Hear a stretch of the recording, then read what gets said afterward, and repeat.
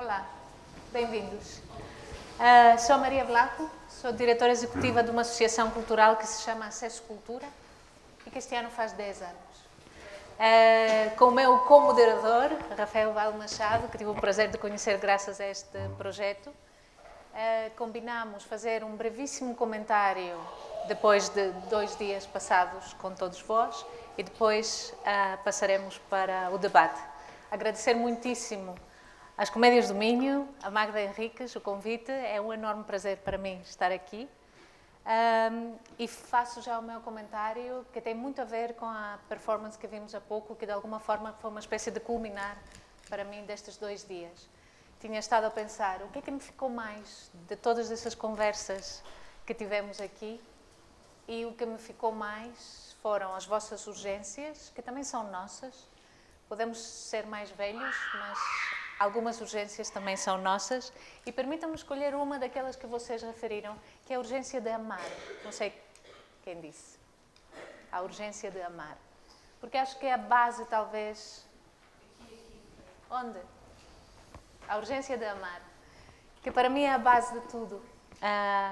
No pequeno almoço estávamos a conversar e a Maria disse: não cuidamos do que não conhecemos e não cuidamos do que não amamos. E eu li um livro recentemente que se chama A Democracia que se Preocupa, a Democracia que Cuida, Caring Democracy.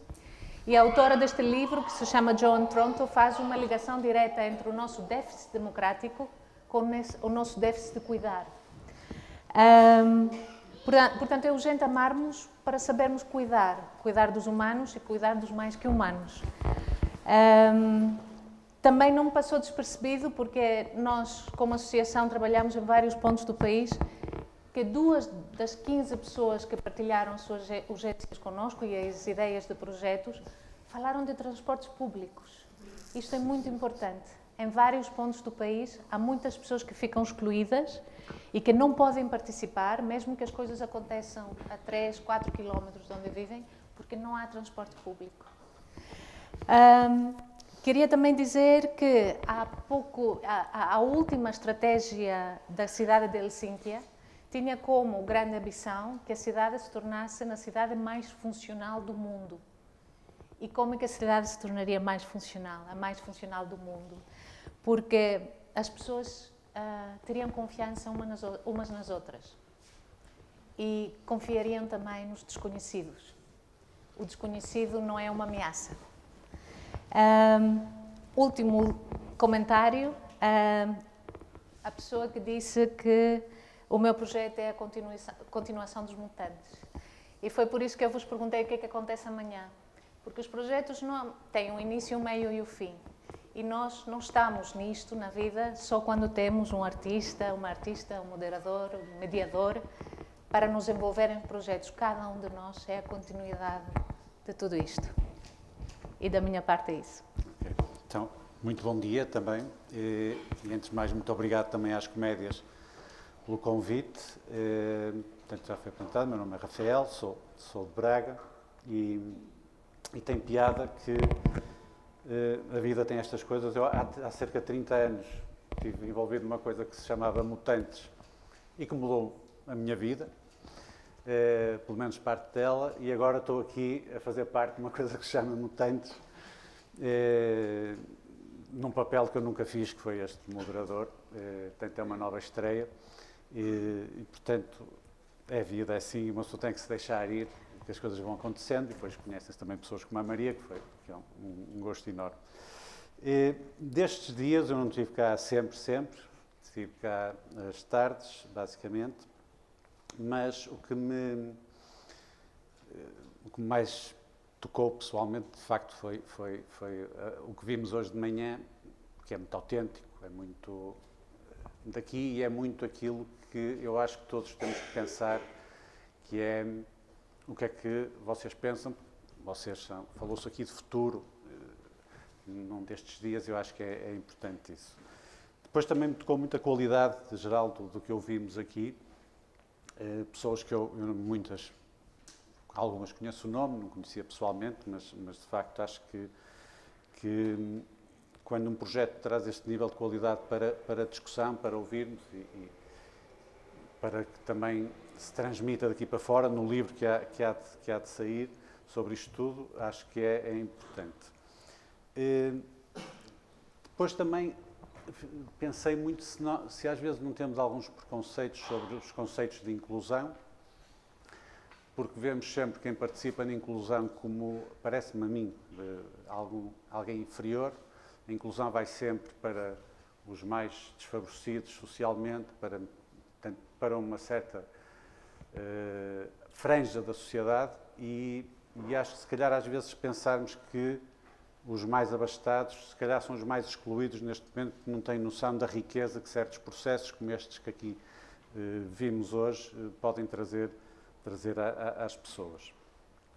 E também acho que a questão do tempo, eu penso muito na questão do tempo, hoje estamos sempre sem tempo, sempre preocupados com o tempo, e o que eu assisto é cada vez mais um estado de ansiedade. Há vários autores que falam sobre isso. Nós vivemos numa sociedade permanentemente ansiosa, não é? E cada vez mais nos caminhamos para aí. E também uma última nota sobre esta questão da maneira como se vê as artes, e tendo aqui os representantes dos executivos dos municípios. Para mim, a arte começa no urbanismo dos locais, não é? Aliás, muito bem, falaram dos transportes públicos, da renovação dos parques, portanto, que faz parte da vida. E para mim, eu sou de Braga, uma cidade de mau exemplo de urbanismo, e onde isso condiciona muito a fruição artística, a frequência artística. Há miúdos pessoas que não podem ir fruir da arte porque não têm transporte, porque não têm condições para o fazer, ou que estão fechados em casa porque não têm parques, e depois deixa de haver uma coisa que para mim é fundamental na sociedade, que é estarmos uns com os outros, termos o prazer de ouvir, e depois de repente tentamos resolver isto com os projetos artísticos, com umas coisas assim. E a arte, para mim, é uma coisa que deve estar no nosso dia-a-dia, em pé de igualdade, para mim, com todas as outras disciplinas, com todas as outras matérias. E, portanto, e acho que foi isso que eu vi muito aqui durante estes dias, portanto, é o que tinha por agora para te dizer. Obrigada, Rafael. Vou explicar de que forma pensamos este debate, porque temos um tempo concreto para conversar. Temos 3 perguntas base que vamos dirigir a pessoas concretas no painel e pedimos respostas sucintas, diretas sobre o assunto.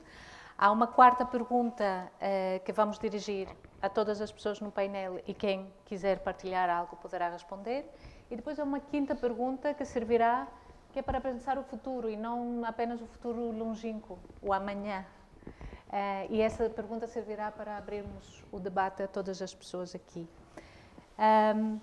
Quando pensamos a cultura, o porquê da cultura, o papel que tem nas nossas vidas e o lugar que nós temos dentro da cultura da nossa sociedade, é quase inevitável não falar de Sofia de Mello Breyner e da sua intervenção na Assembleia da República em 1975, onde reclamava por uma sociedade onde cada pessoa possa estar no centro da vida. Cada pessoa, independentemente de quem é, onde mora, de onde vem.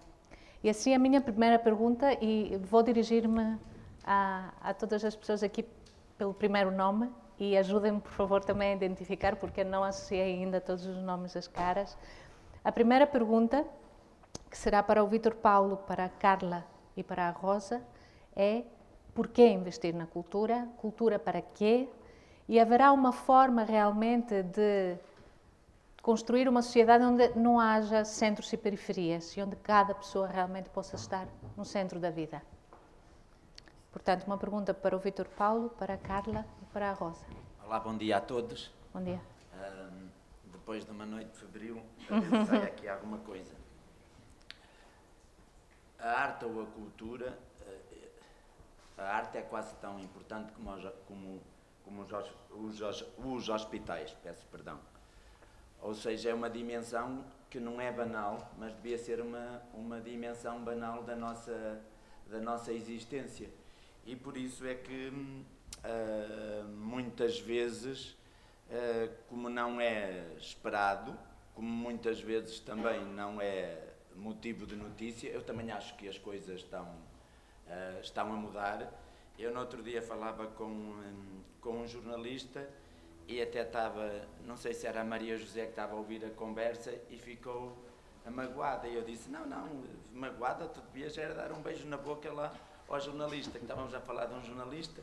Depois tinha a ver com notícias, de uma certa desigualdade, que eu até acho que não é exagero, ou melhor, que até acho que não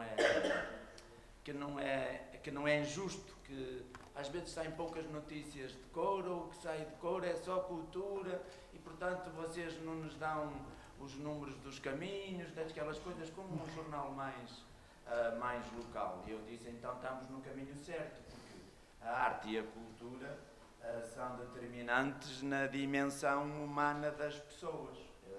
Dou-vos o exemplo concreto. Uma vez estava com uns ministros, estávamos a falar e estávamos com um embaixador para também dar a dimensão das humanidades. Eu agora no dia 23, que eu estudei em Coimbra, no fundo, no domingo à tarde, amanhã no domingo à tarde, vamos falar porque é que as humanidades são importantes, porque também num mundo muito frenético, muito económico, as humanidades não servem para nada. Mas eu vou-vos contar a história. Então estávamos lá nesse jantar lá com o embaixador do México, era uma reunião para captar investimento e estava ali o embaixador do México. E quando se fala do México, se as pessoas forem um bocadinho cultas, que é importante, estávamos a falar do Barragán, estava a falar do Otávio Paz, e a partir de certa altura o coitado do homem só falava comigo. E estava lá o ministro, admirado, e perguntou-me qual era a minha licenciatura. Eu disse, é uma licenciatura inútil, eu tirei História, não serve para nada, mas pelo menos tem grandes efeitos para seduzir embaixadores. E eles riram-se assim de uma forma amarela, ou seja, na maior parte das câmaras o setor cultural é muito importante, e estão aqui pessoas que estão ligadas às câmaras municipais. Há um erro que eu acho que é um erro, que as pessoas pensam que investir na cultura é aquilo que se costuma dizer de uma forma muito prosaica, que não dá votos. Dá, acreditem que dá, e muitos votos. Porque no fundo, e para terminar, a cultura, a arte, dá-nos uma outra dimensão ao lado da dimensão científica que nós podemos ter. Um exemplo bastante concreto. Vocês podem ter a certeza, eu lembrei-me, dou-vos também um exemplo que é muito simples, ainda antes das comédias terem este trabalho que é notável dos mutantes, eu ainda me lembro, em 93, fostes lá buscar o disco dos Mal Morta, em 93 pedimos aos miúdos com 15 anos, numa coisinha de teatro muito simples, que tirassem os sapatos. E vocês sabem que os humanos têm muitos problemas em lidar com o corpo, e havia muitos miúdos que não tiravam os sapatos porque diziam que tinham os pés feios ou eram inseguros. Lá tiveram que tirar os sapatos também, e eles tiraram. Ou seja, a cultura até nos ajuda a nós lidarmos com o nosso corpo, com a nossa dimensão. E a cultura, para terminar, é tão importante, e eu acredito profundamente nisso, é que ao lado da escola secundária, um equipamento como o Centro Cultural tem um papel tão importante e complementar como a escola. A cultura também é uma forma de escola invisível, só que nós muitas vezes temos dificuldades em lhe atribuir essa importância, e os pais muitas vezes estão mais preocupados com o currículo científico do que propriamente com a área cultural. Eu dou-vos um exemplo. Posso insistir um bocadinho na pergunta que tinha feito, até porque estamos aqui pessoas mais jovens, pessoas mais velhas, pessoas que vêm de várias áreas. Como é que podemos criar uma cultura onde cada pessoa possa estar no centro? No centro. Fala-se muito nos centros. Os centros, para mim, na minha cabeça, muitas vezes são políticos, que é, nós estávamos habituados habituados que Lisboa produzisse os modelos culturais e depois viessem trazer isso à província, aos coitadinhos, e eles depois vangloriavam-se, que diziam muitas vezes a companhia X, ou não demora muito, vão trazer uma ópera também vão trazer também uma ópera à periferia, como muitas vezes, quando são aquelas celebrações que aconteceram no Porto, são capazes de fazer uma ópera com as pessoas dos bairros para saírem páginas no Expresso, mas depois não há um trabalho continuado. Para que as pessoas sejam no centro, é preciso que o trabalho seja continuado e não se façam coisas para as páginas dos jornais.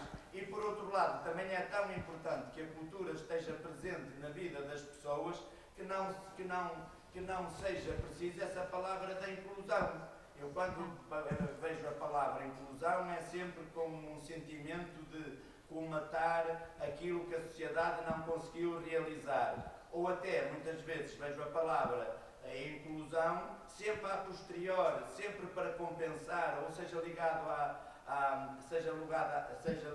periferia, à deficiência ou à exclusão. E a inclusão é uma palavra que eu não gosto. Eu acho que ela deve estar no princípio e a priori. E para isso, para terminar, o que é preciso? É preciso que o trabalho da cultura e o trabalho cultural e o trabalho artístico seja constante e faça parte da programação. E também outra coisa, e agora mesmo para terminar, que é não dar as coisas às pessoas, mas que é isto que faz muito bem as comédias, é que implicar as pessoas nos processos criativos e que as pessoas façam parte dos processos criativos. E é sobretudo isso. O que fazem os mutantes é incluir as pessoas nos processos criativos. Rosa, vou lembrar, cultura para quê? Investir na cultura para quê? E como podemos criar uma cultura onde cada pessoa possa estar no centro? Depois de ouvir aqui o Sr. Presidente da Câmara, é sempre difícil dar continuidade neste registro interessante, não é? Ora bem, se calhar eu começava com aquele soundbite que toda a gente diz que investir na cultura que é um investimento. E obviamente que investir na cultura é um investimento, só que é um investimento que não tem efeitos imediatos, que não se vê no dia seguinte, e por isso muitas vezes é preterido em função de outras coisas que têm efeitos muito mais práticos e que são mais visíveis.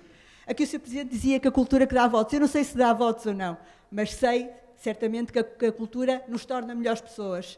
E investir na cultura é investir no apuramento da sensibilidade, da atenção, é fazer com que o outro esteja sempre mais disponível, e isso, ao tornar-nos melhores pessoas, vale sempre a pena esse investimento. Como é que tornamos o centro? É difícil. Eu acho que uma técnica que pode ser utilizada e tem o efeito que tem, nós temos que começar também pelas bases e muitas vezes envolver, a partir dos infantários, das escolas, de começar a envolver os mais novos nos projetos que temos. E aí nós temos duas garantias logo à partida. É uma garantia de ter um público, porque tendo os meninos envolvidos nós temos as famílias, e é uma garantia, sobretudo, também de educar muitas vezes as famílias.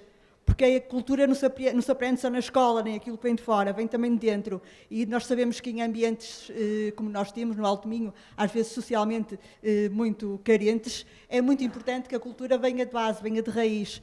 Outra coisa que eu acho que é importante e que tento, dentro do possível, fazer é apostar naquilo que é a nossa cultura, as nossas raízes, as nossas tradições, envolver primeiro os nossos protagonistas e depois sim chegar mais longe, chegar aos outros, porque se não temos os nossos envolvidos, dificilmente conseguimos levá-los aos outros. Considera que, porque fala das bases, que sabemos ou estamos interessados em saber qual é a cultura destas bases, porque essas bases também têm uma cultura, ou várias? Evidente. Eu falo aqui também porque eu sou professora e, portanto, tenho noção da realidade, da minha realidade no meu concelho. E há uma cultura importante, que é importante ser preservada e transmitida e recuperada, e essa também é fundamental porque é a nossa história e é isso que nos define, mas também há aquela cultura que nós temos que ir passando e adquirindo e avançando, porque o tempo não para, não é? Portanto, há aqui uma dupla faceta. Por um lado, recuperar aquilo que é a nossa tradição, que são os nossos costumes, que é a nossa história, que é a nossa identidade, e isso é isso que nos define como povo, e por outro lado também tentar passar agora neste mundo em constante mudança, onde cada vez as pessoas são mais egocêntricas, eu acho que educá-los para a cultura é torná-los melhores pessoas, e acho que isso é que é fundamental. Obrigada. E a Rosa? Peço desculpa. Bom dia a todos, o meu nome é Carla Segadães, sou representante do município de Vila Nova de Cerveira. A Rosa, peço desculpa. A Carla, sim, claro. Rosa é colega. Desculpa. E depois de os ouvir aos dois, realmente acaba por ser eu ainda muito mais difícil dar resposta à pergunta que foi apresentada no início. Mas eu quase que começo com a pergunta fulcral para mim, que é: o que é cultura? Ouvimos o Vítor Paulo começar a falar que é como aos hospitais, ouvimos falar no urbanismo, ouvimos falar nas tradições, quer dizer, o que é cultura? Eu, para mim, cultura, desde que me levanto, eu aspiro cultura, eu aspiro arte. Quer seja ela natural, quer seja ela artística, quer seja ela... Tudo isto, nós temos que absorver isto como o que é nosso. E, no fundo, acho que é um bocadinho isto que foi feito aqui, não é? O primeiro é saber o eu. Depois de eu saber o eu e o que é o importante comigo no eu, nós quase vamos conseguir dar resposta à segunda pergunta, que era como é que eu consigo estar no centro da cultura... No centro da vida. No centro da vida. Se eu inicialmente me conhecer a mim, se eu souber o eu, que eu acho que é aquilo que tenho estado a trabalhar aqui, se eu depois conhecer o outro, que é aquele que vai estar ao meu lado e que é aquele que vai partilhar comigo, e depois se eu conhecer o nós vamos conseguir, e nós... pelo menos esta ala aqui, somos um bocadinho a política local e trabalhamos muito de política local, temos que conhecer o eu, o outro e o nós. Para conseguir também saber a escolha cultural e saber o que é cultura dentro do nosso meio, para poder partilhá-la e para nos pormos no centro. E aí sim nós vamos estar no centro. Penso que no fundo será um bocadinho isto. No que diz respeito, e aí não posso deixar de dar os parabéns às comédias e pelo menos a todos aqueles que investiram nestes projetos, que no fundo é dizer que nós estamos a fazer o descentralizar. Ou seja, se nós não temos os transportes, que é aquilo que vocês estavam a dizer que era uma das dificuldades, em vez de nós irmos ao centro, o centro vem a nós. Sempre com uma forma estruturada e uma forma bem pensada. E acho que isto é uma das razões. A cultura porquê? A cultura para quê? É essencial. Faz de nós melhores pessoas? Faz. Porque lá está. Volta exatamente ao eu, ao nós e ao outro. Que eu acho que é, no fundo, a essência deste programa. Obrigada aos três. Vou passar ao Rafael. Só queria fazer aqui uma questão sobre isto, que é, nestes dias, uma das coisas que ouvimos foi o facto da articulação entre a cultura e a educação, as artes e a educação. Cultura, vamos chamar cultura, tendemos a isso, mas cultura para mim é uma coisa muito mais vasta. As artes e a educação.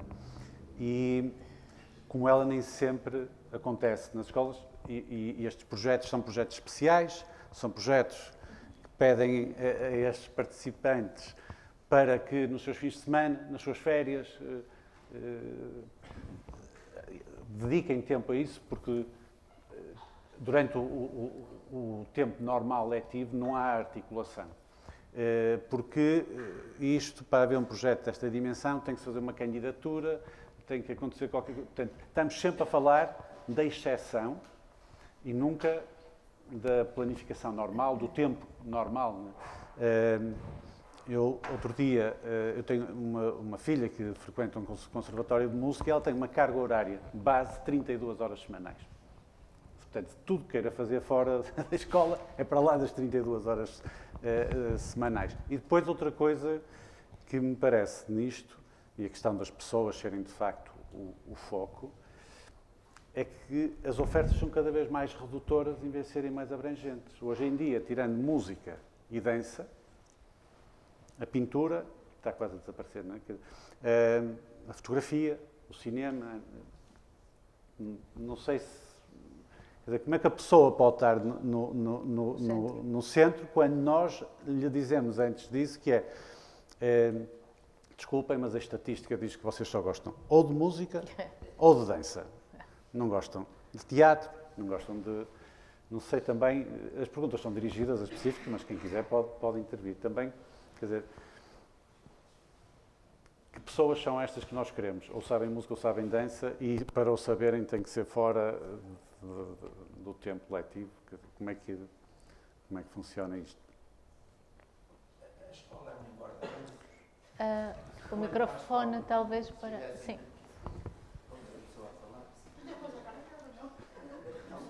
A escola, só para terminar, a escola é um engorda-gansos, aquilo, para fazer o foie gras, aquilo é que engordam ali os gansos, não é? De uma forma muito violenta.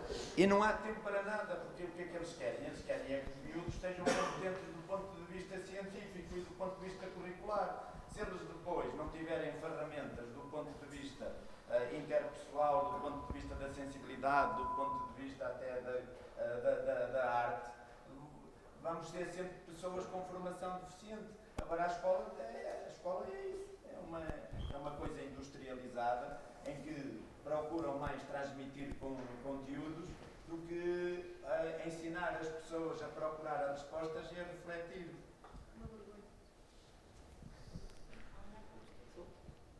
Então, Ana Paula Xavier, do município de Valença. Portanto, a minha pequena intervenção vai no sentido de reforçar o que foi aqui dito e dizer que para a cultura não ser uma coisa excepcional, uma coisa extra às nossas vidas, não é? É preciso que haja aqui uma modificação e uma alteração significativa de todo o nosso modelo de educação. Eu, quando ouço falar na descentralização, e eu sou a favor da descentralização, melhor, eu sou a favor da regionalização, não é? Mas de coisas positivas que eu poderia haver é mesmo isto que disse o Rafael. É, de facto, embora os professores não estão de acordo, mas era os municípios terem condições de criar, ou propor, não é criar, propor à escola determinado modelo do programa educativo que pudesse incluir as tradições, como foi aqui já referido, as questões de artes para além da música e da dança, as questões da pintura, a questão da fotografia e tudo isso.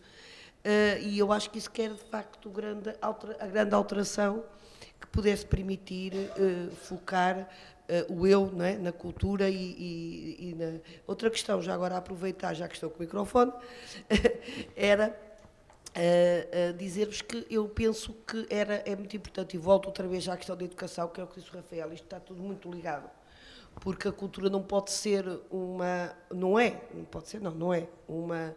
É um setor, assim podemos dizer, transversal, a toda a nossa realidade, não é?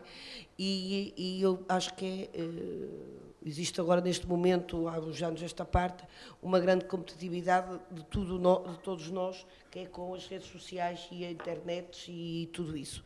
E muitos dos miúdos, falo porque também os tenho, noto que se já era difícil quando eram mais pequenos pô-los a ler, agora não consigo. Porque eles já nem veem televisão, veem as séries nos telemóveis ou nessas coisas, nos computadores, ou seja, não há... é importante, cada vez mais uma vez, o plano educativo, pôr os alunos a ler um livro, ou que seja lá pelas novas tecnologias. Eu não estou a dizer o contrário, porque eu acho difícil agora voltarem atrás, mas o ler também é uma forma de cultura e é uma forma muito importante de reflexão interna e de encontrarmos-nos a nós próprios, não é? Estamos ali, refletimos, lemos, e penso que isso está-se a perder, e estes projetos, lá está, a exceção, não é? Bem a crescer, bem ajudar também para se abstrair dessa realidade que está aí. Não podemos dizer que não existe, está aí, temos que saber lidar com ela, mas também temos que saber... a minha formação é agrícola, por isso eu sou uma pessoa em termos de não tenho grandes conhecimentos, exatamente, mas acho que é muito importante dar este meu pequeno contributo. Se calhar. Eu penso, não se importa, não, acho que não vale a pena, acho que conseguimos projetar a voz facilmente. Não, estamos a gravar. Para gravar, peço desculpa. Eu só queria fazer um apontamento naquilo que acabou de dizer e com aquilo que a Paula estava a dizer. Também acho que nós, hoje em dia, realmente acho que tem que haver uma reestruturação a nível da escola, mas sobretudo para podermos empoderar estes jovens nas escolhas que eles querem. Porque também, ao mesmo tempo, estão a ter uma oferta tão vasta. Eu também, no meu pelouro, eu também tenho desporto. E eu posso dizer que, a nível desportivo, tenho uma panóplia muito grande daquilo que se pretende. E eles, muitas das vezes, nem sabem o que é que querem. Vão para o futebol porque em casa se vê mais futebol. Vão para o remo porque até acham piada à água. E muitas das vezes percorrem-nas todas, mas eu sou a favor que eles as percorram todas, para chegar ao fim e saber aquilo que o que querem. Não sinto tanto isto na parte mais artística. E aquilo que eu acho que nas escolas deviam ser empoderados é eles poderem experimentar algumas atividades, para depois poderem dizer, eu gosto de fotografia. Mas também acho que os temos é que empoderar, não é dar-lhe. Porque aquilo que eu sinto muito hoje em dia com os jovens, porque eu também tenho a juventude e também tenho 3 artistas em casa, aquilo que eu sinto é que a oferta é-lhes dada. Então eles perdem-se. Nem sabem muito bem o que querem. E eu acho que nós temos que ir pelo contrário. Nós temos que primeiro fazer com que eles reflitam, que eles pensem, ok, eu tenho uma oferta, mas eu é que tenho que procurar. Eu ontem via num programa televisivo, nem vos sei explicar muito bem, na arte circense, um jovem que, autodidata, ele aprendeu, ele estava hoje no programa, era um dos topos, e ele era completamente autodidata, porque ele viu, gostou, e com um lençol que roubou à avó, ele começou a treinar. E eu acho que isto hoje em dia, muitos de vocês, e não me levem a mal, estamos aqui a discutir e vou-me virar muito para vocês têm que procurar aquilo que querem. Mas têm que ir procurar, não têm que estar à espera que alguém vos facilite, porque eu acho que estamos a entrar muito nesta onda de facilitar aos nossos filhos, ou as pessoas facilitar determinadas coisas e eles esquecem de ir à procura, de ir à descoberta. Procurem. Só ia dizer que, porque sinto que às vezes associamos muito a palavra cultura às artes, e cultura não são as artes. E as urgências que ouvimos esta manhã, e também as ideias de projetos, a mim pelo menos não me transmitiram uma ideia de jovens que não sabem, que não estão conscientes de todo. Falaram de transportes, falaram de homofobia, falaram da preocupação de terem de sair da sua terra natal para encontrar emprego. Não me parece que sejam jovens que não têm. A questão é, mas não vou fazer a questão, porque vem a seguir. Talvez seja... Vou deixar só este pequeno apontamento, porque estão aqui conosco e não é isso que nos transmitiram. E acho que quem tem filhos adolescentes, o meu filho, por exemplo, não lê literatura, deixou, desde o momento que eu deixei de ler para ele, porque não sabia ler, deixou. Não lê literatura, mas lê muita coisa. E tem um conhecimento do mundo que eu não tinha na idade dele. Sim. Só também aqui uma nota, segundo li outro dia, os dados do Plano Nacional de Leitura é que há uma recuperação da leitura. Portanto, são mundos em evolução. Quero fazer agora aqui o desafio à Diva sobre... Uma das coisas que se falou muito aqui também foi a questão do tempo, não é? Ainda ontem Cláudia Dias falava sobre pensar a longo prazo, a 10 anos, a 7 anos, não estar sujeito ao pensamento dos 4 anos dos mandatos. E uma das notas que o relatório que as comédias fizeram era exatamente sobre esta inconstância dos projetos. Como é que eu posso procurar uma coisa, eles diziam, e amanhã acabam as férias, vamos para as aulas e não sabemos, não é? E eu acho que há aqui alguma inconstância nisto tudo. Tudo aparece, tudo desaparece, depois não se sabe o que é que vai acontecer daqui a 8 meses. E a minha pergunta também tem a ver com uma das coisas que te dizia o relatório, era o facto deste projeto da Rota Mutante ter conseguido aproximar as pessoas do Alto Minho. Portanto, isto é um projeto também que já foi aqui referido pela Magda, penso eu há bocado, que não sei se é a primeira vez que as comédias saem do Vale do Minho. Não é a primeira vez, pois não? Pronto. Mas, portanto, é um projeto que vai para lá dos 5 municípios e a minha pergunta tem a ver com duas coisas. Por um lado, como é que se pode parar com esta inconstância? Quer dizer, o que é que vocês que estão aqui, não estão 10, falta aqui caminha, mas o que é preciso mudar para que estes... isto tem que ser, em Portugal temos sempre que mudar, temos sempre que reformar, temos sempre que reestruturar, não sei porquê. Estamos sempre a ter que, e nunca o fizemos. Quer dizer, como é que se pode aproximar mais as pessoas do Alto Minho nas artes e que eles conheceram aqui, não é? De outros concelhos, pelo que eu percebi, são de vários concelhos, imagino eu. O que é preciso mudar para que isto aconteça? Bom dia a todos, eu sou representante do município de Melgaço, tenho cerca de 20 anos de trabalho autárquico a nível técnico, neste momento estou com uma chefia de divisão na área da cultura e afins, e é engraçado porque para quem acredita no destino, esta pergunta de facto estava-me destinada, porque é daquelas situações e daquelas questões com que eu me debato praticamente desde que iniciei o meu trabalho na autarquia de Melgaço.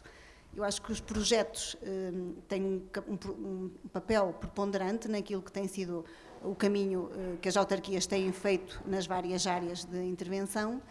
Foram fulcrais e foram decisivos em determinadas situações e funcionaram como marcos sociais. Eu posso-me lembrar de meia dúzia de projetos que acompanhei ao longo dos anos nas várias áreas que efetivamente implicaram mudanças e desfragmentaram aquilo que eram as lógicas anteriores e passaram a criar novas lógicas de intervenção e de atuação, mas depois fica sempre um amargo de boca, que é quando os projetos terminam. Não é? Como é que agora vamos dar sustentabilidade a isto tudo sem financiamento e sem recursos?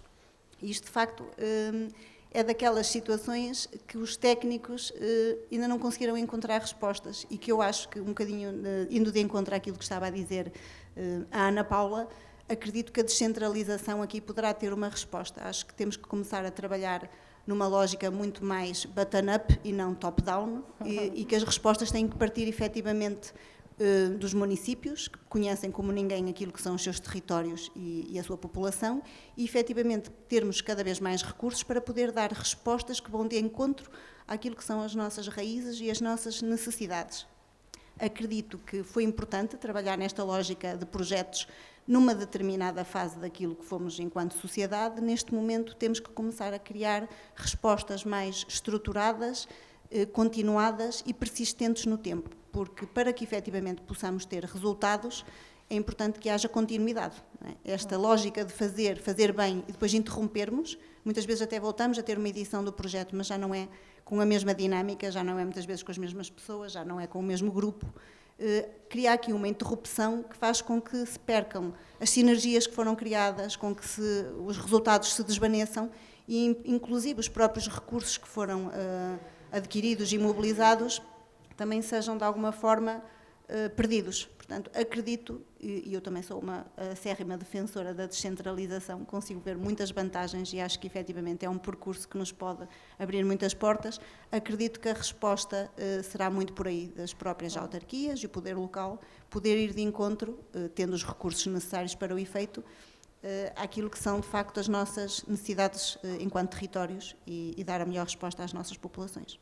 Posso fazer um comentário rapidíssimo? Agora, ouvindo-a, lembrei-me do caso de um município, não vou dizer qual, não interessa, mas um município que recentemente teve um desacordo com quem programava determinado espaço cultural, porque aparentemente ia gastar mais do que aquilo que...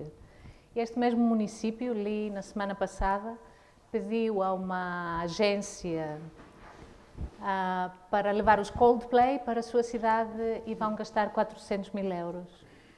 Como diz o Marco Paiva, que vocês conheceram, um orçamento é um Excel.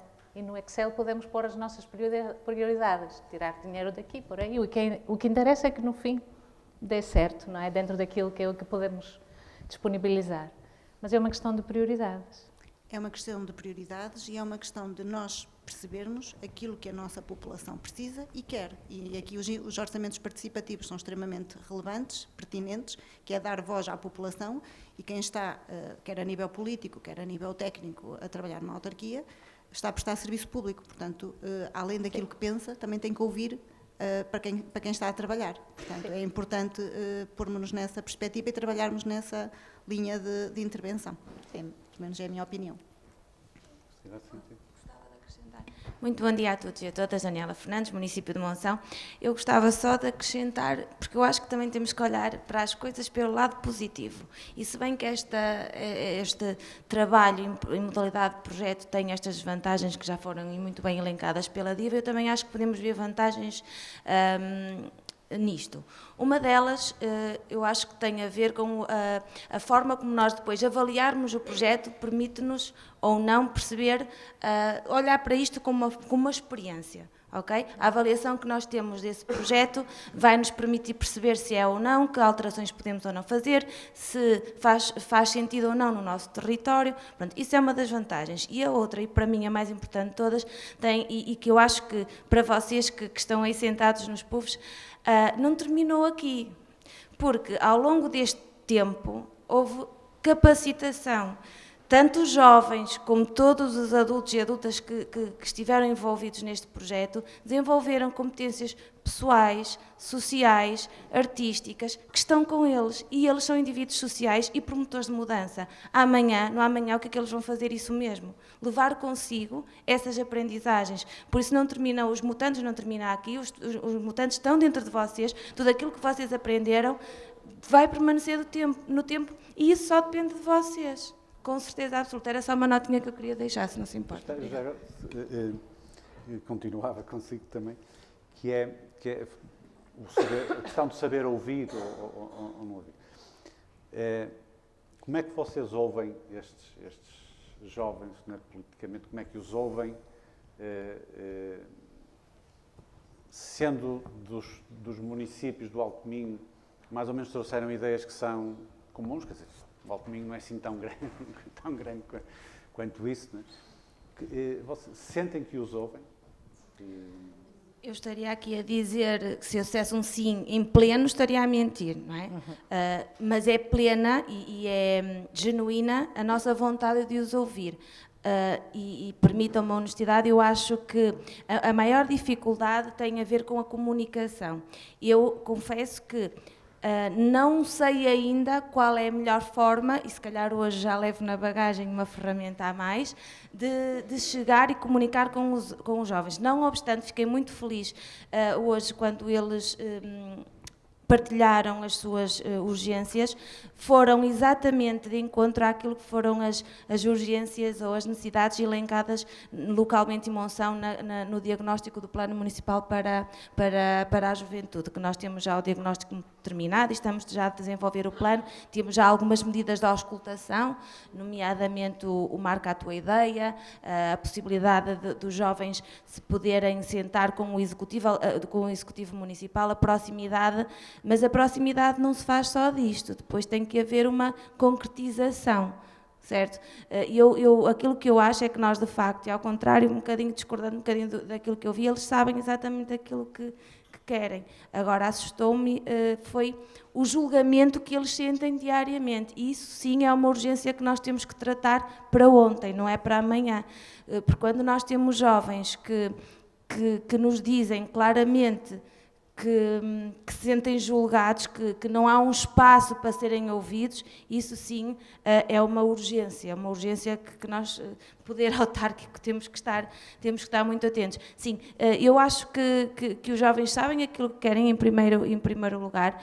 Os jovens não têm ainda um espaço, ou não têm espaços suficientes para serem ouvidos, e depois pode ou não haver uma concretização daquelas que são as suas ânsias e os seus anseios. Isso depende de nós. Porque eu ouço muitas vezes, no meu tempo é que era, o tempo deles será o amanhã. Não, o aqui e o agora é o de todos. É o dos jovens, dos adultos, dos mais velhos, por isso cabe-nos a todos no aqui e no agora fazer a diferença. Não sei se respondi à sua pergunta. Mais se remete, eu se calhar desafiava. Mas tu, quando falas em espaço, estás a falar em quê? Estás a falar em espaço Não falo em espaço. Sim, estava a falar para o Rafael que é espaço. Tens é que fazer atividades. Microfone, se faz favor. O problema é que, imagina, então a ver, são pouco. Quando dizes que para os Coldplay deram 400 mil euros, mas depois cortaram o apoio numa estrutura que faz um trabalho cotidiano e silencioso, o problema da política é que a política gosta de fazer coisas para muitas pessoas, para massas. e que saiam notícias grandes e que os Coldplay tocaram em Coimbra ou que o Festival de Cor é o melhor do mundo, mas depois a festa acabou e depois setembro e outubro tens que fazer atividades. Eu às vezes com os meus miúdos, e isso é bom, eles têm dificuldades às vezes em participar nas atividades que querem, porque têm uma oferta. E se tu tiveres muitas atividades, eles depois também acabam por escolher. Que é o problema da programação artística e da programação cultural, é que isso todas as câmaras sofrem, e a Cora também sofre, também não é muito diferente das outras, é que a estrutura camarária, a não ser que as pessoas tomem consciência da importância que tem a arte no desenvolvimento estrutural e eu até diria complexo das pessoas, se não houver uma pessoa que diga que imagina, gastou-se 15 mil euros e só tivemos 10 pessoas, e quê? Qual é o problema? Mas se for um Presidente de Câmara que não tenha mundo, vai logo chatear a vereadora da Cultura a dizer que isso não se vai fazer mais. Agora também há uma coisa que a política também tem isso, mas também é muito covarde. Por exemplo, imaginem, a nossa primeira escola do rock foi financiada, certo? Mas correu tão bem que depois não podias acabar com ela, senão seriam as pessoas que se viravam contra ti. Ou seja, também tem as coisas boas, que é o sucesso depois também nos obriga a uma continuidade, por exemplo. Por isso é que eu falo que às vezes as instituições ganham um ritmo, e é isso que é importante, é que a arte, a cultura, a programação, se acontecer de forma continuada, depois já não depende da vontade do Presidente ou da vontade de uma pessoa, porque aquilo faz parte do território. Um exemplo concreto. Se Paredes de Coura já habitou as pessoas a um nível cultural, qualquer Presidente de Câmara que venha a seguir, se cortar, morre. Porque isso já está entranhado nas pessoas e as pessoas não vão exigir menos.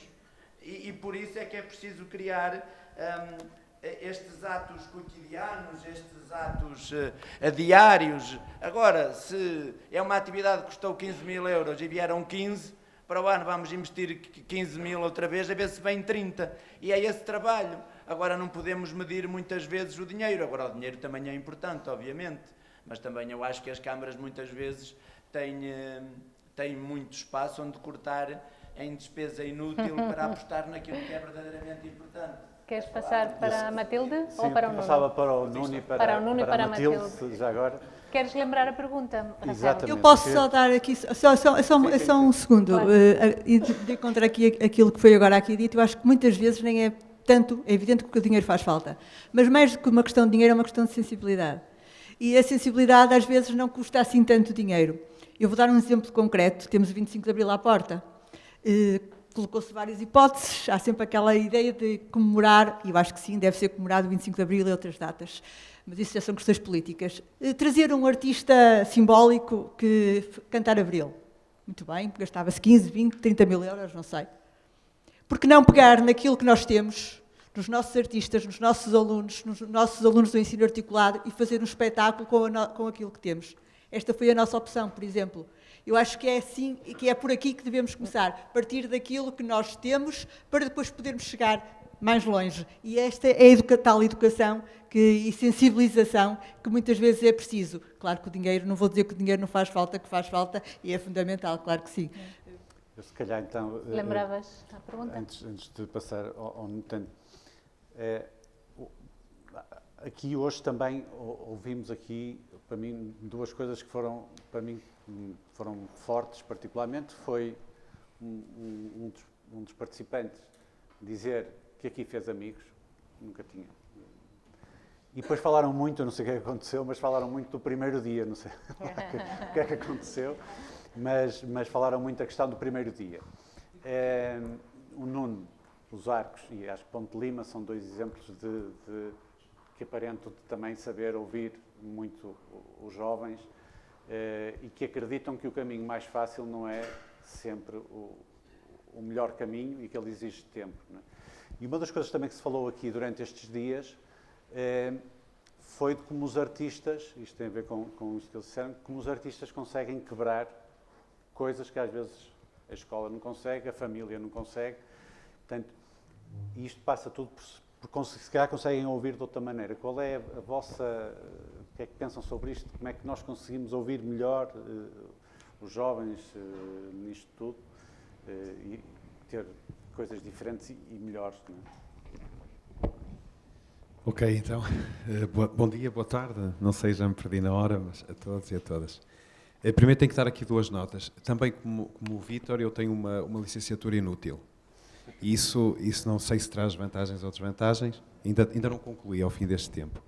E segunda na verdade, eu não sou um decisor político, não sou um técnico municipal, sou chefe de divisão, é exatamente como a colega de Melgaço, e por isso a minha leitura é uma leitura de quem há 22 anos tem essa felicidade de poder e ter essa liberdade também, por decisão política dos executivos, de poder ter autonomia, sobretudo alguma autonomia para poder olhar para as coisas com a liberdade que é necessária. Em relação à cultura, eu já não falo de cultura, já não existe cultura, eu já arrisquei esse nome, cultura não existe, porque infelizmente, como faço a gestão da maior divisão da Câmara, só, como eu digo, só não tem saneamento básico e estradas e obras públicas, mesmo quando estou com esses colegas, eu sinto que estamos a falar de cultura. E por isso, como isso é uma coisa que começa a ser tão perigosa, eu já tirei esse nome da minha cabeça. E por isso, com estas 2 coisas em linha de mira, poderia agora, se calhar, dizer alguma coisa que espero seja contributiva. O que é que eu posso dizer? Lembro-me que quando há 21 anos iniciamos o projeto da Casa das Artes em Arcos Valdevez, era difícil que pudéssemos ter um objetivo de abrir aquele espaço todas as sextas, sábados e domingos com uma programação cultural. Passados 21 anos isso aconteceu e continua a acontecer. De que forma é que isso teve impacto ou tem impacto sobre a comunidade, nomeadamente a comunidade mais jovem? Enfim, o impacto é enorme porque aquilo que podem fazer as pessoas que produzem dentro desses espaços nas várias áreas performativas e trabalho cultural é enorme. Nós patrocinamos muitos convívios entre os artistas, poderem ir às escolas, falarem, estarem com eles. Mas também queria dizer uma coisa sobre a educação, porque primeiro eu sou um defensor que devia existir um Ministério da Educação e da Cultura. Primeiro, continuo a não entender porque é que as 2 coisas continuam separadas e a lutarem de uma forma terrível. No Despique eu já estive em sítios em que estavam representantes dos 2 ministérios e pareciam que nem se conheciam, nem eram todos do mesmo partido, imagino que sim, mas não pareciam que tinham nada a ver um com o outro. E isso depois tem um impacto muito grande. Eu estou a falar disto porque se nós não tivermos a possibilidade de ter a escola como um parceiro ativo, e a culpa não é da escola, estão aqui professores de certeza, eu também tenho familiares, a minha mãe foi professora há muitos anos, e a escola hoje é uma coisa estranhíssima. Depois, as autarquias não existem como produtores, como parceiros. Nós não somos parceiros, nós somos gestores de condomínio, não é? Nós gerimos aquele condomínio que é a escola. Entregaram-nos, sem ouvir a nossa opinião, a 1 de Abril, definitivamente, passaram... Eu não estou a falar, eu não tenho cartão partidário, não estou a falar que foi este governo que o fez. Começou antes. E agora aconteceu a 1 de Abril. E então, basicamente, aquilo que acontece é que nós olhamos para os recursos humanos e para as instalações e depois não temos essa capacidade de poder dizer à escola, porque a escola não tem tempo também para ouvir. Os professores estão com um enorme stress. Aquilo que lhes é obrigado a fazer é uma coisa incrível. E incrível mais ainda quando olhamos e vemos que os professores continuam a lutar por coisas que ainda não foram concretizadas. Ou seja, tudo isto cria um stress, um desgaste, e não temos tempo para ver as coisas fundamentais e não temos tempo para olhar para eles, que são o objetivo de funcionamento da escola, objetivo supremo e absoluto, não é? E por isso, e olhando para aquilo, mais do que aquilo que possamos nós, autarquias, fazer, do ponto de vista daquilo que são as nossas dinâmicas, sim, nós estamos lá, fazemos, mas enquanto não formos uma comunidade absoluta na partilha desses atores, absoluta desses atores, em que a escola ocupa um espaço fundamental da vida deles. Tu disseste, a tua carga horária eu posso da tua filha, e isso acontece com todos eles, quer dizer, não há espaço absolutamente para mais nada, e eles têm ainda uma vantagem, que parece uma desvantagem, mas aí eles acedem à informação rapidamente que nós não conseguíamos aceder. E então ainda têm esse elemento compensatório. O problema é que esse elemento compensatório muitas vezes não é o ideal para os manter devidamente, digamos, integrados numa realidade que nós achamos que é mais eficaz. E por isso, lutar contra esse meio é algo que nunca vai... Nós temos que integrá-lo, olhar para o meio digital como um meio de dinâmica e não temos outra possibilidade. Agora, com isto eu quero dizer o que é? Que, na verdade, eu, por um lado, temo o futuro, porque os desafios da descentralização, eu também sou a favor da descentralização, às vezes. Outras vezes venho para trás. Exatamente. Eu arranco para a descentralização e venho para trás, não é? Porque, na verdade, voltamos sempre à essência de tudo e absolutamente tudo, que é o facto de nós sermos seres humanos. Os políticos também são seres humanos e, por isso, a qualidade das pessoas que vão decidir as coisas, quer sejam organismos centrais, quer sejam autarquias, com muito, pouco, imenso poder, e quando digo poder, estou a dizer poder decidir, não é esse poder que eu estou a falar, poder positivo, tudo vai depender disso. Por isso, não vale a pena só passar as coisas para um lado e achar que isso vai resolver o problema. Se houver, e estou aqui a dizê-lo, estamos em Paredes de Coura, mas posso dar, obviamente, Paredes de Coura como um exemplo. Não vou falar sobre o meu município, ficaria muito mal, e como o conheço tão bem por dentro e por fora, também conheço aquilo que não funciona bem, e aquilo que não funciona bem e aquilo que funciona. Mas eu olho para o exemplo de Paredes de Coura, não é? Quer dizer, se nós tivermos a possibilidade de ter alguém, ter um executivo que tem um fio condutor, que tem uma liderança e que estabiliza, direciona as coisas para os sítios certos, conseguimos que as coisas aconteçam. Agora, se nós não tivermos, e eu posso olhar para a área geográfica do meu distrito, de outros adjacentes, dos que quisermos, todos nós pensamos em exemplos. Aliás, foi dado um exemplo agora, mas podemos multiplicá-lo aos milhões no país. Isto quer dizer que não é isso que vai resolver nada. Ou seja, se quem está a decidir, continuar a decidir pelos Coldplay, e há muita gente a decidir pelos Coldplay, os Coldplay nacionais, também há o Coldplay nacional, sim, sim. E esse vai ser um eterno problema. Por isso, dizer o que é, no que diz respeito aos técnicos, àqueles que se emocionam pelas coisas, que fizeram opções de vida, eu fiz uma opção de vida, sou funcionário público por opção, saí de viver no Porto para viver em Arcos Valdevez há 23 anos, continuo a achar que isso é um desafio e que foi uma opção correta, e se não vivermos as coisas como se vive aqui, eu conheço muito bem o caso da Joana, somos amigos há muitos anos, e sei a forma como ela aplica também na gestão deste espaço, e depois também passa muito por nós, porque quem está então nessa coisa, e volta à cultura, nome que eu já não uso, mas quem está nestas questões da cultura, ou assume que isto é verdadeiramente algo diferente, que não se faz das 9 às 5, porque nós nunca desligamos, porque há pessoas nas autarquias que podem desligar, há colegas meus que podem fazer isso, não sei se é uma felicidade ou uma infelicidade, mas podem desligar, podem ir de fim de semana, podem fazer essas coisas todas. E na verdade, as urgências, porque muitas vezes na rua, no fim de semana, quando eu estou a passear com o meu cão, tenho jovens que vêm falar comigo e dizer-me, olha, aquele projeto que ali estava, eu sinto mais informal do mundo, não é? Eu estou sentado ao telemóvel e interrompem-me para fazer uma pergunta sobre uma coisa ou sobre outra. E, na verdade, às vezes os sítios para os encontrarmos são os mais incríveis. Eles não nos vão procurar no sítio onde nós estamos todos os dias e depois procuram-nos por outro lado ou metem uma cunha a um amigo qualquer que até conhece. Conhece aquele senhor que não tem cabelo, tem um rabo de cavalo, que está lá na Casa das Artes, que nem sabem o nome. E às vezes encontram formas de vir dizer, olha, nós queríamos pensar num festival que tem esta realidade. Mas, no fundo, muitas vezes eu acho que o acaso e a vida nos vai conduzindo às boas coisas. Também às más, mas na minha vida, pelo menos, sempre conduzido às boas coisas. E temos conseguido fazer projetos em Arcos Valdevez que acreditem, são projetos que até têm visibilidade externa e que parecem hiper mega pensados, assim, tudo ali como... Não foi nada. Surgiram até de opiniões que são dadas. Agora existe a questão dos orçamentos participativos, que também podem ser o que nós quisermos, não é?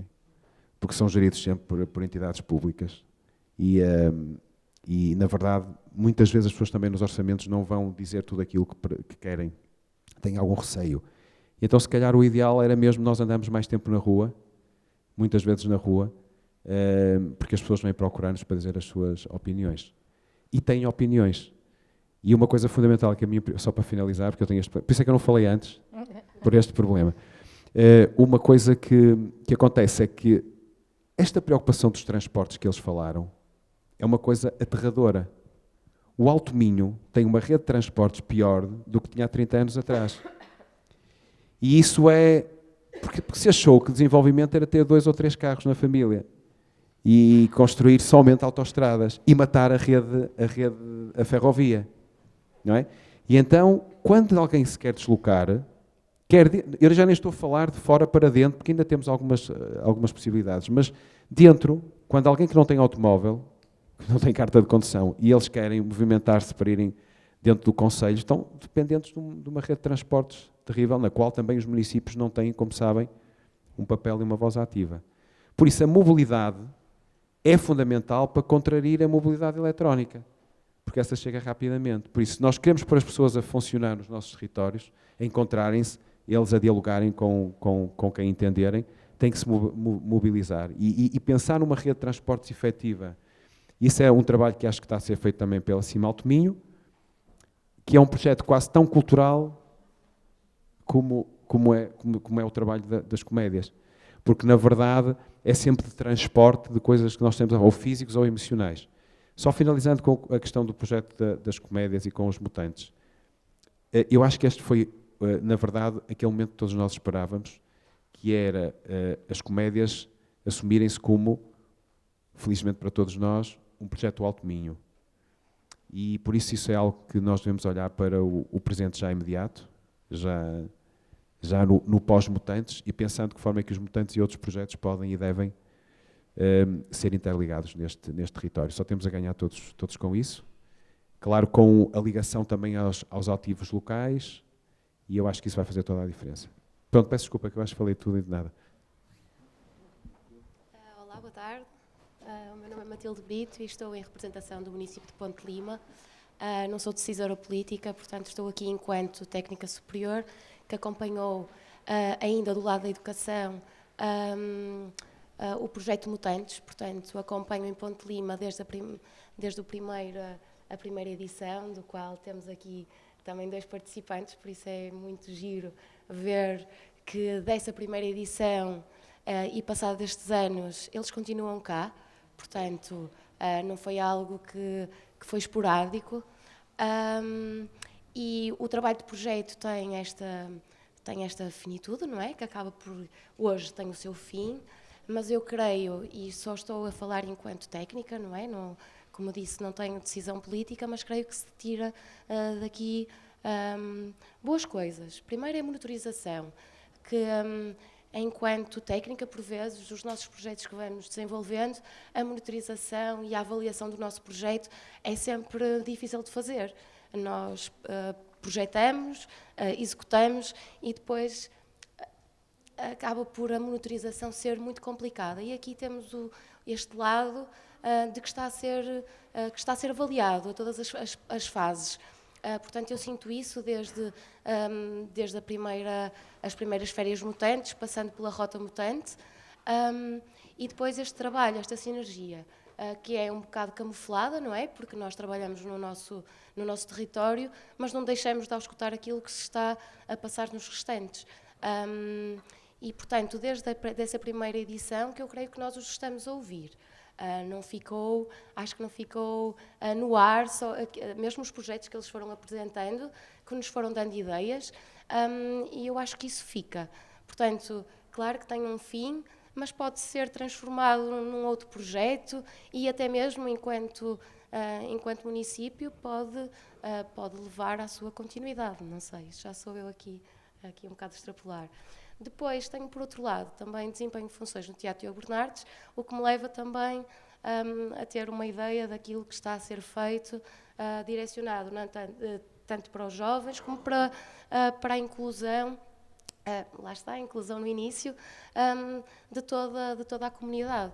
Portanto, creio que trabalhamos, aquilo que eu vejo enquanto técnica, que se está a trabalhar num projeto consistente, que se vai fazendo, não estamos à procura do resultado logo, mas estamos a trabalhar continuamente no envolvimento e cada vez em projetos mais participativos, em que chamamos a estarem connosco, e há pouco falava-se de colocar no centro cada um, e eu creio que é para aí que estamos a caminhar, pelo menos na minha visão, enquanto técnica do município de Ponte Lima.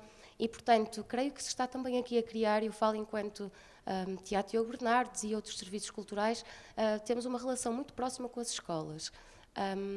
E a resposta das escolas também é sempre positiva. Às vezes, em alguns projetos, até me perguntava se iríamos ter a receptividade, porque nós sabemos como está neste momento as escolas, como estão neste momento os professores, como é complicado o dia-a-dia, e no meio dessa carga horária terem tempo para os nossos projetos. E sempre que nós propomos, está a haver respostas. E uma preocupação que tem sido nossa é colocar questões, tanto em receber os alunos e criar sempre um espaço de conversa. E às vezes perguntávamos, será que eles vão falar? E falam. E falam muito. E às vezes nós, quando estamos a projetar, mas se calhar vamos ter ali um momento morto, se calhar ninguém vai participar. É errado. Porque nós temos colocado questões, e temos, no final dos espetáculos, eles têm tido conversas e eles falam. Portanto, passa-se essa barreira. Portanto, eu creio que é passar a bola, porque eles passam-nos de volta. E tem sido bastante positivo. Por outro lado, temos também esse problema que há pouco se falava, não é? E nós temos criado alguns projetos que vão às escolas, e também tem sido revelador, porque acaba por colmatar alguns constrangimentos, que é como é que nós trazemos todos. Há bocado falaram dos transportes, é um problema incontornável, e nós temos um território vasto e com vários agrupamentos de escola, então é muito difícil trazer toda a gente, e por que não nós também irmos lá, e também é isso que temos feito. E também acabamos por, claro que são tudo pequenas iniciativas, mas consistentes. E também temos conseguido, tal como a colega falou, de irmos às escolas com artistas, com encenadores, com profissionais da área, em pequenas conversas. Estamos a falar de 15 minutos em cada sala, não é muito, mas é aquilo que faltava. É criar ali um momento em que cria vontade de saber mais, e achamos que pode ser um caminho também, não é?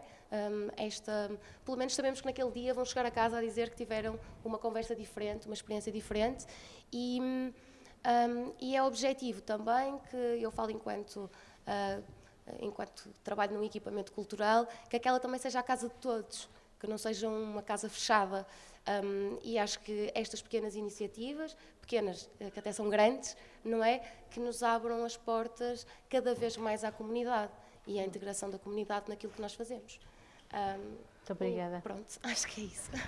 A quarta pergunta tinha a ver, este não é o debate sobre as comédias do Minho, mas ao mesmo tempo de alguma forma tocaram na questão do futuro das comédias do Minho, e como temos pouco tempo, temos na verdade 1 minuto e perguntas podemos ter mais 5. Vou juntar a quarta pergunta, que era para todos vós, a quinta, que é para abrirmos o debate, que tem a ver com o futuro. É o futuro das comédias do Minho, mas é o futuro, o vosso futuro, o nosso futuro, os projetos que queremos desenvolver. E o futuro depende, muitas vezes pensamos, depende de quem tem o poder de tomar decisões, quem tem o poder de investir, mas tem a ver com todos nós também, não é? Quem é que disse que o meu projeto é dar continuidade aos mutantes. Então, sugeria que abríssemos o debate. Comentários que queiram fazer, a pensar agora no futuro, que não tem que ser um futuro longínquo, pode ser um amanhã. Quem gostaria de comentar? Peço desculpa, passei o tempo todo de costas, mas vocês tiveram o prazer de ver o Rafael do outro lado.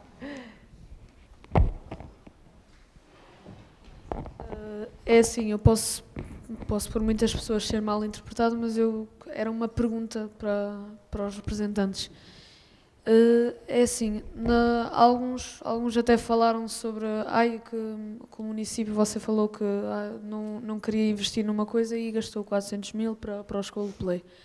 E também dizer que, por mais que os mutantes estejam dentro do grupo em que nós estamos, nós não vamos conseguir levar isso a todo mundo. Só se formos mega famosos. E isso já é... E isso não é... É só um milagre lá de cima. É assim, eu acho que os mutantes deviam continuar, porque aqui há uma aprendizagem, não é bem melhor que a escola, mas ensina mais coisas, dá mais princípios, dá mais valores, e eu queria perceber o porquê de ter de acabar, ou porquê que não se faz um projeto mais, sei lá, parecido, porque isto... Para mim é um bocado injusto, porque um projeto que não sei se deu problemas, ou se deu investimento, ou se não deu investimento, dá investimento na nossa cabeça, na cabeça das próximas gerações. E era isso que eu queria saber. Ok, vamos.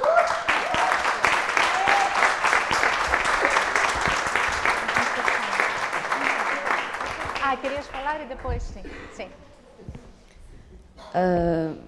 Agora, vindo de uma criança. Nunca ninguém me perguntou porque é que eu não gostava da escola. Só que agora vou ser muito sincera. Eu não gosto da escola por 3 razões. A primeira razão, eu vou explicar um bocado porque eu não gosto da escola porque, sinceramente, os professores não têm uma mentalidade para nos ensinar direito. Eles ensinam como se nós fôssemos aprender aquilo num dia, no dia seguinte já estão a dar uma matéria completamente diferente e a única coisa que nós temos de fazer é decorar. E eu agradeço ao meu professor de português, porque ele não é assim.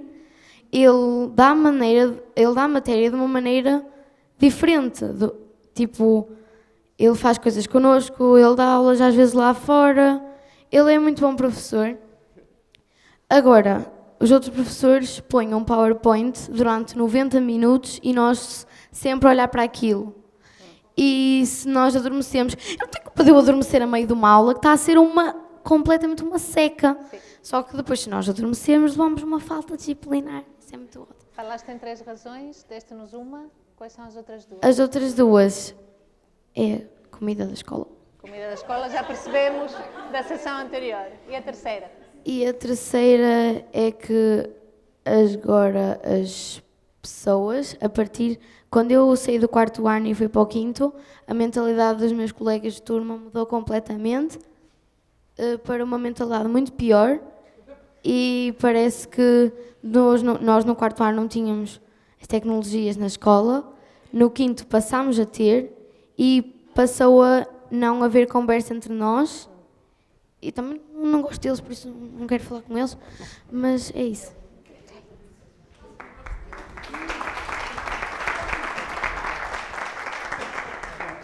Vou para aqui dizer-vos um segredo, eles não estão a ouvir. Vocês disseram coisas muito importantes. E estiveram aqui muito tempo, quase a dormir, porque já estavam a falar de mais coisas. Eles não nos estão a ouvir, podemos falar à vontade. Eles estiveram a falar coisas que é o que se costuma fazer a toda a hora, mas vocês têm urgência, não têm? Muito urgente, não é? E o mais urgente para estes adultos todos, sim, porque eu voltei à minha criança para falar convosco, que isto é muito importante, é que realmente os adultos percebam o que é urgente. É mesmo isso, porque eu acho que eles ainda não perceberam. Aqueles adultos, sobretudo os que mandam muito, ainda não perceberam o que é urgente. Mas vocês hoje de manhã apresentaram-nos uma coisa muito forte e que o vosso corpo falou E foi numa linguagem universal. E sabem porque é que o vosso corpo conseguiu falar e nos outros dias não consegue? Porque tiveram um tempo, como vocês diziam, em que estiveram à vontade. Deram-vos esse espaço, essa liberdade. Vocês até disseram coisas que não tinham dito antes. Porquê? Porque se calhar é isso que devia ser a escola. Fazer-vos crescer. O que interessa é que cada um de nós cresça. Porque nós somos pérolas, não sei já quem dizia isso, não sei se foi aqui, se foi do outro lado, nós somos, como dizia também aqui a Maria, quando fazia a intervenção inicial, quando punha as pessoas a querer falar, do que nos disse uma senhora importante da nossa, ou seja, como tu dizias, pessoas muito importantes, e então essa pessoa muito importante, que era uma poetisa que depois também teve uma parte importante na política, dizia, há quantos anos atrás? 75. Há 75 anos atrás, dizia assim. Não, há 75 anos, foi em 75. Pronto, eu nunca, como vocês já perceberam, estas coisas dos números não é comigo. Eu sou criança outra vez, exato. Então é assim, essa senhora, que se tornou importante e que disse coisas importantes, disse uma coisa muito importante, que é preciso que nós sejamos importantes e que saibamos isso, nós somos importantes. Então a escola, o que é que anda a fazer?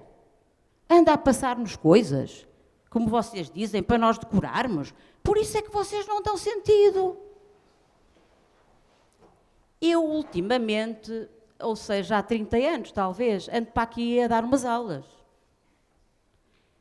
Epá, eu não sei se quero continuar.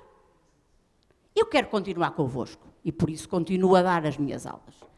Mas eu não sei se quero estas aulas, porque eu também vou voltar a partilhar convosco uma coisa muito interessante, que é, há um pintor, um artista, o tal artista, do que falamos aqui o tempo todo das artes, que nos diz uma coisa muito interessante, que é, Mondrian diz-nos uma coisa muito interessante, que é uma reflexão dele. Ele diz, a arte é importante e existe enquanto a vida não for bela. Quando a vida for bela, a arte deixa de precisar de existir. E porquê? Porque nós conseguimos, nós temos a arte neste momento, eu acho que é a bolha. São as bolhas que nós temos do bocadinho de beleza que a vida pode ter. E por isso é que nós tivemos aqui uma bolha, e esta bolha permitiu que nós vivêssemos, e vocês sentiram-se felizes e melhor. Agora, o que era mesmo importante era que não se falasse da cultura, não se falasse da arte como algo que é necessário e urgente. Era importante que isso fosse a vida. E quando conseguirmos que isso seja a vida, nós vamos estar muito bem. Temos mais 2 urgências de falar. Obrigada. E já passo para ti, Cláudia. Sim. Sobre o assunto da escola, a minha professora de matemática praticamente nunca vem dar aulas. E depois, quando vem, dá-nos matérias muito difíceis em um dia e depois já faz testes, questão de aulas. E depois reclamam que eu tenho má nota à matemática, mas a culpa não é só minha. E o meu pai depois bate-me, fico de castigo, porque a professora também não sabe ensinar. Obrigada. Mais uma? Desculpa. E a escola deixa-nos cansados. Nós chegamos a casa, só queremos estar no nosso canto e ainda nos obrigam a fazer coisas, lavar a louça, etc. Isso é chato, muito chato. Obrigada.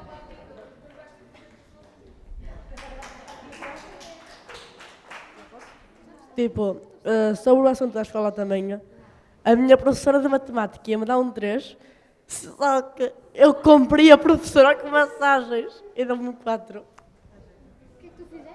Então vamos ouvir a Cláudia e temos de encerrar. Ok, a pergunta sobre o futuro e sobre o amanhã, eu acho que o amanhã e o futuro, aquilo que eu gostaria que fosse o amanhã e o futuro aconteceu hoje, que é ter o Joaquim a falar com o poder autárquico não é? E haver espaços...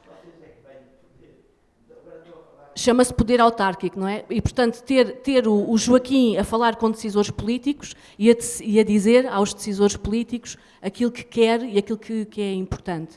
Isto, para mim, é a minha ideia de futuro, e acho que não é só a minha, é a ideia de futuro, se calhar, de muitas pessoas que estão aqui hoje.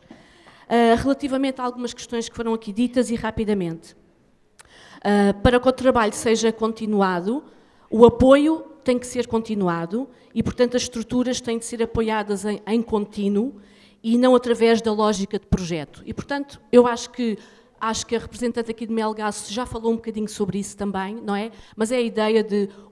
A lógica de projeto não serve. Pode já ter servido, mas se queremos pensar no futuro é destruir a lógica de projeto. Falou-se aqui dos orçamentos participativos. Pelo menos a minha experiência e do lugar, dos territórios de onde eu venho e tenho conhecimento, os orçamentos participativos não são expressivos em termos orçamentais, eles não têm expressão nenhuma nos orçamentos gerais das câmaras e, portanto, eu acho que há métodos e maneiras muito mais interessantes de efetivar a democracia participativa para além dos orçamentos participativos.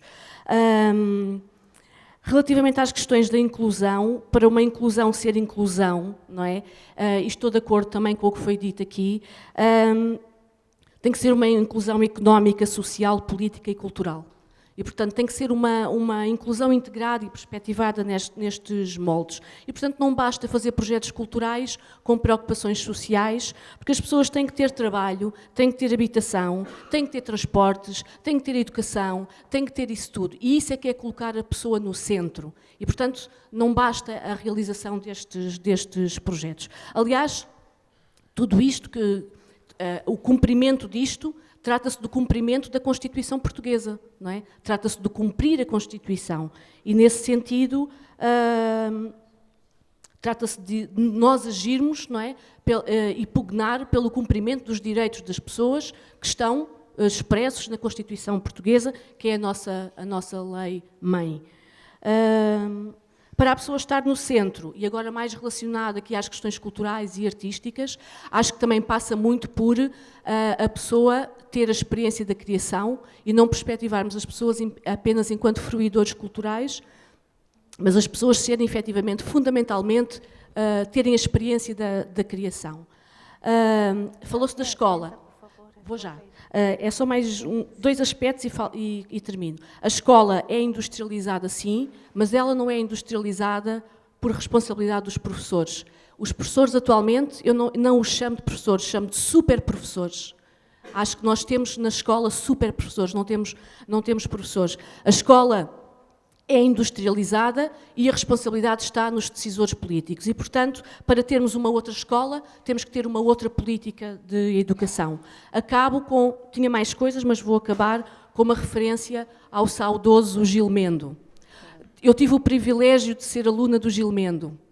E o Gil Mendo, numa das aulas, estávamos a falar do que é que seria ser uma geração de ruptura, uma geração de mudança, que propusesse algo diferente. E o Gil Mendo teve uma frase que me acompanhou para sempre no meu percurso enquanto artista, e ele disse que ser uma geração de ruptura era andar para trás, não era andar para a frente. Então ele usou esta expressão que era, no caso do cinema, não é? Era voltar à película e não avançar para o vídeo. E, portanto, relativamente a esta matéria e à escola, eu acho que nós precisamos voltar a uma escola da palavra. E, nesse sentido, se calhar é muito mais um voltar atrás do que um ir para a frente. Sim, diz quem foi. Diz tu, Madalena. Diz tu, Madalena. A Mariana? Sim. É um homem muito importante na história da dança portuguesa, assim como na história da cultura e da evolução da cultura portuguesa no nosso país. Era uma pessoa da dança, um professor e um fazedor de uma dinâmica e de uma verdade e, sobretudo, de uma política cultural que não existe no nosso país e pela qual ele lutou até ao fim da sua vida. E era um homem que não criticava ninguém, não criticava nada, mas abraçava tudo o que acontecia, sobretudo as novas gerações de artistas, para que eles pudessem ter a força de construir o futuro sobre o qual falámos aqui e que está verdadeiramente por construir, que é precisamente uma política cultural de fundo para o nosso país, onde todos os autarcas possam contribuir e também praticá-la. Quando não se tem uma coisa, talvez se possa fazer primeiro e pensar depois, como diz a coreógrafa Vera Mantero, que é precisamente isto que estamos aqui também a ver, que é um projeto magnífico que não pode parar. Eu acho que o projeto Mutantes é um projeto que tem que ser apoiado por vós, porque ele é a prática que nós precisamos para chegar ao pensamento e ao enraizamento de uma cultura, uma verdadeira cultura portuguesa, com certeza com as raízes, mas sobretudo com os olhos postos no mundo inteiro em que vivemos, que é um mundo em mudança, onde a inclusão é precisa, porque temos um país que é o nosso completamente cheio de migrantes que não falam a nossa língua, que não conseguem perceber onde estão, que têm fome, que estão ansiosíssimos com problemas mentais enormes e, ao mesmo tempo, com uma esperança sobre o nosso país e sobre o futuro gigante. Portanto, as responsabilidades são imensas, da parte dos artistas, da parte dos políticos e, sobretudo, da parte destes jovens que são magníficos e que têm já um pensamento a crescer por causa do país onde vivem, deste norte, onde fazem coisas, mas também por causa deste projeto maravilhoso que acaba de terminar e que eu acho que não pode terminar, tem que continuar. É uma responsabilidade política, cultural e de inclusão das artes no nosso país, verdadeiramente. E esta é a minha mensagem. Sou Madalena Vitorino, sou uma coreógrafa portuguesa. Obrigada, Madalena. Temos mesmo de encerrar, portanto a Mariana vai fazer o favor de concluir esta sessão para nós. Não, eu queria falar sobre a questão do futuro rapidinho, porque essa conversa me lembrou muito quando eu tinha 13 anos. Há muito tempo. É. Não, é porque provavelmente essa daqui é a última oficina que eu faço, que eu já tenho 19, e acho que sou a mais velha daqui do grupo. Sim, eu sou a mais velha.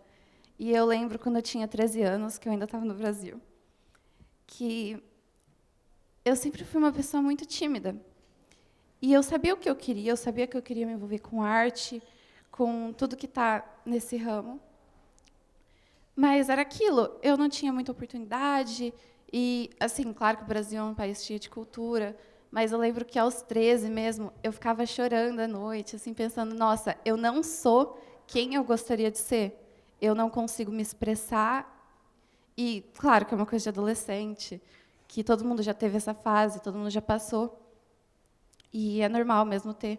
Só que, a partir do momento que eu me mudei, que teve essa gigante mudança na minha vida, do Brasil para Portugal, ainda não progredia muito.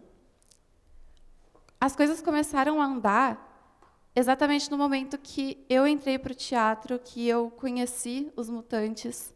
Então, foi uma mudança assim na minha vida gigantesca.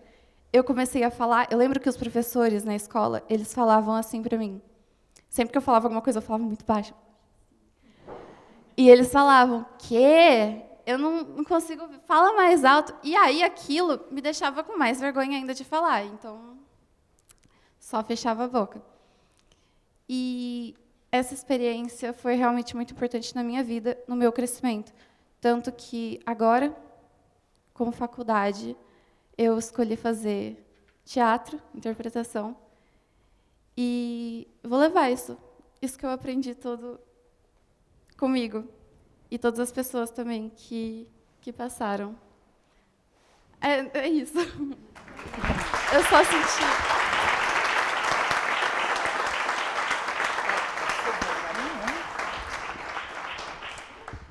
Olá, eu queria ler um pequeno texto que eu fiz durante a oficina Mutantes das férias agora, da Páscoa, que fala sobre o que é ser mutante. Ser mutante é observar, errar, acertar, questionar. É ter uma perspectiva diferente do mundo. É estar dentro de uma caixa bem apertada. Sentir e perceber que não é o que pensamos. É ser ou não ser. Ser mutante é ser imperfeito, é ser material e imaterial. Ser mutante é ser melhor ou ser pior. É aprender a crescer e diminuir os erros e as imperfeições. Ser mutante é ser vivo e não vivo. Ser mutante é tudo e mais algumas coisas que não dão para descrever. É ser visto como um todo. E é a junção de muitos defeitos e qualidades, e isso forma a palavra mutante.